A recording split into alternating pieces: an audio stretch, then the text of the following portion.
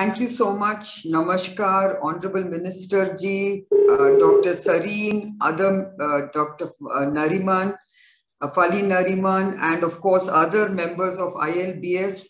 At the outset, let me congratulate you on your 12th Foundation Day. And for me, it's a great honor to be giving you this oration on this occasion.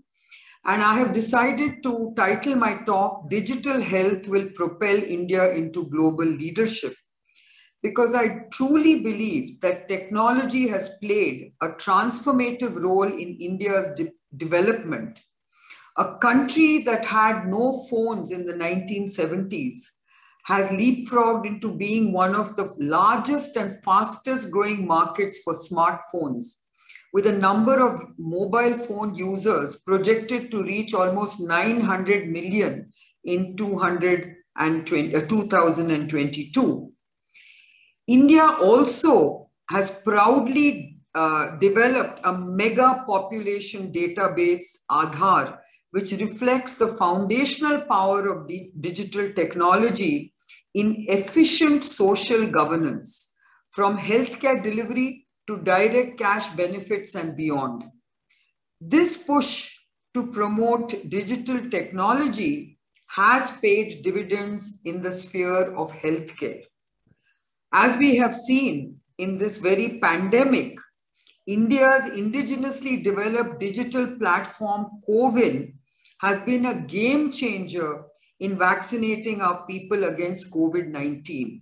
I truly believe this is a world-beating platform. I think India has managed its vaccination deployment program in a very advanced way, and every citizen of India should be very proud of the way we have managed our vaccination deployment. India recently surpassed the 150 crore mark in terms of COVID-19 vaccine doses administered in the country. And the CoWIN technology platform allowed every resident in India the facility of conveniently and safely booking vaccine appointments and generating digital equivalent to the entire population, generating digital vaccines certificates in real time. I think that was tremendous. To be able to deploy vaccines on a digital platform and generating very credible vaccine certifications in real time, to me was really, really something I was very proud of every time I traveled overseas and showed my vaccine certification, which was unlike most countries who had it in a written format. At its peak, India administered 25 million doses in a day, a world record. And this was equivalent to the entire population of Australia, for example. Digital technology can not only propel India into global leadership, but it can also help the country to leapfrog the traditional linear model of healthcare evolution and take it to the next level. Digital technology can improve availability, accessibility, affordability, as well as quality of healthcare in India. It can increase equitable access to healthcare services, widen the reach, augment disease management through data analysis, and improve health outcomes whilst reducing cost. The launch of the National Digital Health Mission is testimony to the Indian government's recognition of the need for a digital transformation of the healthcare ecosystem in the country. The National Digital Health Mission aims to build a digital health ecosystem by leveraging cutting-edge technologies, including data analytics, artificial intelligence, the Internet of Things, blockchain, and of course, cloud computing. The power of technology in ushering a paradigm shift in India's healthcare ecosystem started becoming evident during the COVID-19 pandemic.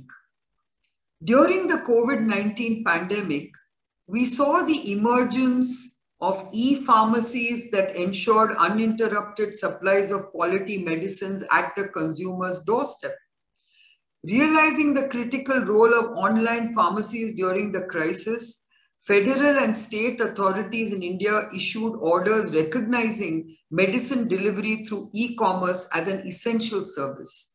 If you remember, there was a huge regulatory pushback on e-pharmacies prior to the pandemic. In addition, I believe that what this online pharmacy model enabled was an additional element of safety. Handwritten prescriptions have often been known to lead to problems relating to wrong doses and wrong medicines in many cases. Moreover, the medications provided by the pharmacy are dependent upon the availability of appropriate brands, which is often influenced by channel margins, etc. With the right kind of regulations, online pharmacies can eliminate many of the inadequacies in the last mile delivery of drugs. Online pharmacies are winning new converts. A FICCI study has projected that 70 million households in India are likely to use e-pharmacies for their medicines over the next 2 years. Going forward, the government should articulate simple and clear rules that allow innovation to thrive in the e-pharmacy space, which will ensure the timely available of affordable medicines even in the remotest parts of the country. Let's turn to what else the pandemic has nudged in terms of digital technologies. The pandemic has nudged both patients and doctors to increasingly adopt telemedicine solutions and move to online consultations.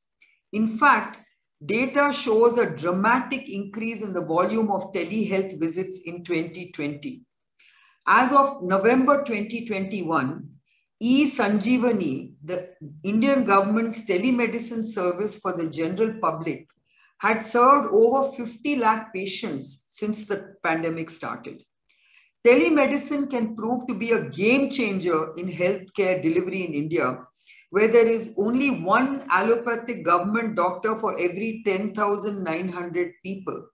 Moreover, about 65% of India's population lives in villages where the doctor-patient ratio is even worse.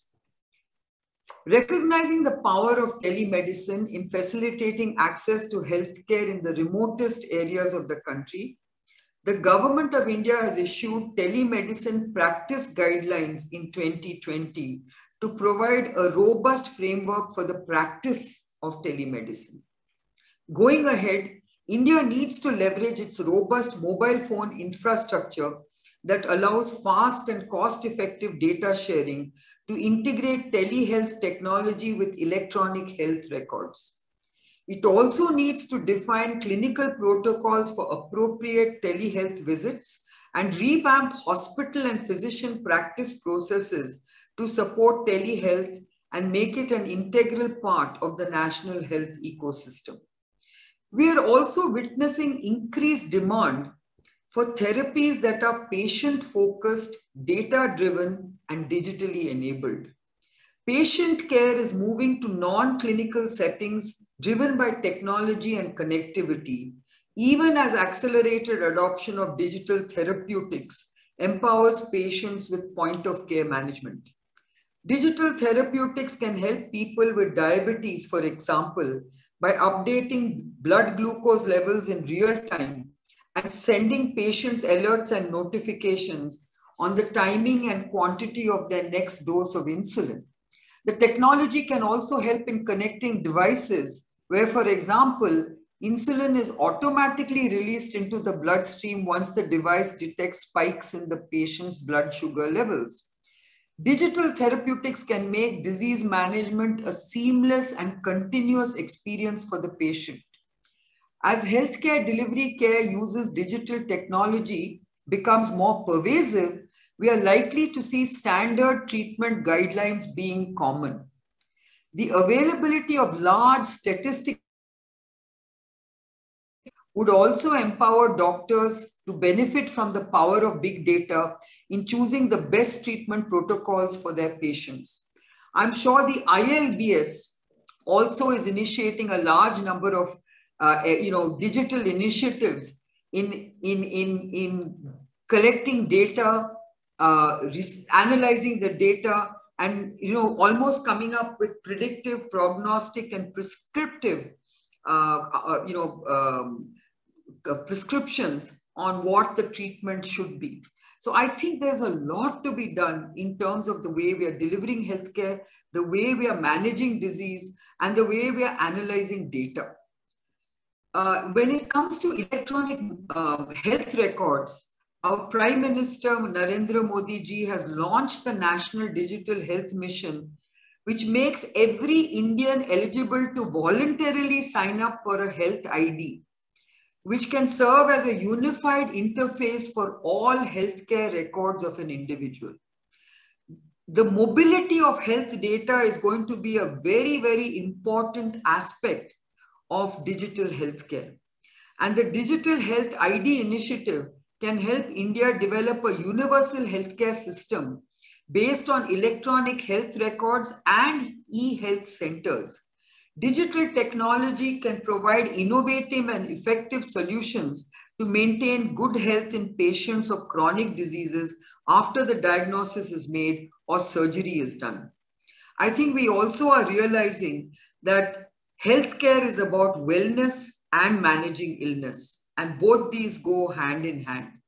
Having control of your own data through electronic health records will empower patients and enhance their ability to easily identify what is in their best interest. Consolidating individual patients' lifelong medical history into an electronic health record can help healthcare providers make more accurate diagnosis and lower the risk of medical errors and augment the outcome of medical treatment. Availability of longitudinal electronic health records will make it easier for doctors and healthcare workers to get a good and customized view of everyone's journey. Investing in building a robust digital architecture will support healthcare platforms and networks across the country. I've had many very interesting deliberations with Dr. Sareen during the pandemic, when we have actually discussed the power of technology, the power of data analytics, and the ability to be predictive and prescriptive by leveraging such data insights. And I think that's what we really need to do going forward. The rapid increase in new and suspected COVID cases has brought into focus the importance of artificial intelligence, for example. The technology is aiding rapid diagnosis, as we all are very familiar with, by applying AI to CT scans, which can quickly point to the level of pneumonia that a patient has contracted or not, with a very high level of accuracy, I might add. AI innovators are developing quicker technology-enabled testing and screening modalities to replace traditional methods that require expensive equipment and specialist human technicians. We know that the path forward is going to belong to AI when it comes to radiological interpretations. Today, many scans are dependent upon the expertise of radiologists. And I think artificial intelligence can actually remove that need in a very precise and rapid way, where scans can be diagnosed real time in terms of what it all means. Going forward, AI can have other applications as well. AI-based primary care health centers can be equipped to provide screening, wellness, awareness, and diagnosis in resource-scarce settings. Let me now briefly allude to the COVID and Arogya Setu apps, which we should actually leverage beyond the COVID pandemic. The pandemic saw the advent of mass-scale platforms like COVID and Arogya Setu that have combined mobile phones, individual IDs, and OTP-based verification to capture key diagnostic, vaccination, and outcome data, which are perhaps the most advanced databases in the world. We must leverage these powerful digital platforms beyond COVID to manage both communicable and non-communicable diseases in real time. Software and data analytics have enabled us to track and trace COVID-19 infections, vaccination doses, as well as reinfections linked to sequence variants, and have provided us with strong surveillance-based COVID-19 management. This has truly spearheaded digital disruption in healthcare delivery, which must continue beyond the pandemic. Our own foundation has actually committed its CSR to many aspects of digital healthcare. We have developed the eLarge Smart Clinics program to support primary healthcare centers by leveraging technology to improve data capture, quality of care, and specifically address the burden of non-communicable diseases. This model of primary healthcare delivery has been adopted in many private clinics of our foundation, government clinics in Karnataka and Rajasthan. The eLarge electronic medical record has captured demographic data, clinical history, as well as data from diagnostic services, thereby enabling the physician to have a holistic view of the patient's medical condition and ensuring a continuum of care. The Delhi government's own Mohalla clinic effort and initiative is along this direction. The eLarge dashboard provides longitudinal patient data that can be used to execute strategies to manage NCDs. In keeping with the Niti Aayog's Vision 2035, the scope of the electronic medical record is being expanded to include standard treatment guidelines, training modules for oral cancer screening, as well as NCD surveillance formats, which also aligns with the National Health Mission guidelines. In conclusion, I would like to say that the pandemic has caused a digital disruption in healthcare in the right way. It has accelerated innovation, catalyzed technological breakthroughs, and created a fertile environment for the emergence of low-cost innovations anchored in affordability and accessibility. I think that is the foundational statement that I would like to repeat again. It's about innovations that is anchored in affordability and accessibility. And at the same time, it has forced changes in consumer behavior, persuaded doctors to become tech savvy, prompted pharma companies to invest in digital therapeutics, and pressured governments to bring in more flexible healthcare related regulations. The accelerated digital transformation will see greater implementation of new technologies in the healthcare industry next.